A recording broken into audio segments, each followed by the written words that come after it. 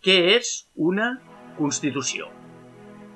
L'origen de la paraula Constitució prové del llatí constitutio, en referència a la promulgació de qualsevol llei màxima. Modernament, Constitució fa referència a la llei màxima o text jurídic de rang superior al qual s'han d'adequar totes les lleis i el govern d'un país. Les constitucions modernes responen a l'ideari de la Il·lustració i als seus ideals de llibertat i igualtat per a totes les persones. Fou Rousseau qui en la seva obra El contracte social va exposar la necessitat d'un contracte entre governats i governants.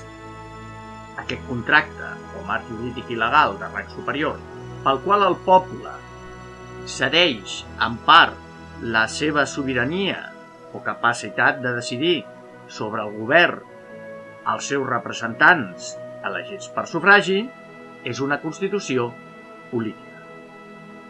La primera constitució escrita de la història moderna és la dels Estats Units d'Amèrica, 1787, seguida de la francesa, 1791, que recollia els principis revolucionaris de la Revolució de 1789. Cal vincular el concepte Constitució als sistemes polítics nascuts de les idees de la Il·lustració i les revolucions liberals de finals del segle XVIII i primera meitat del segle XIX.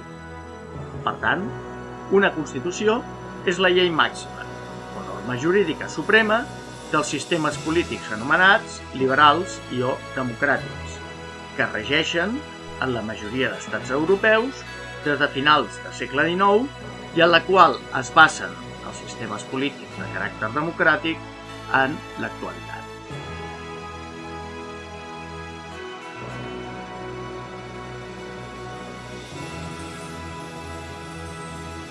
Qualsevol constitució ha de contenir dos elements o parts essencials. Per una banda, com s'organitza el poder polític d'un estat i les relacions entre les institucions que conformen el poder, el govern, el Parlament, els tribunals. Per altra banda, les llibertats, drets i obligacions de les persones que resideixen al territori de l'Estat.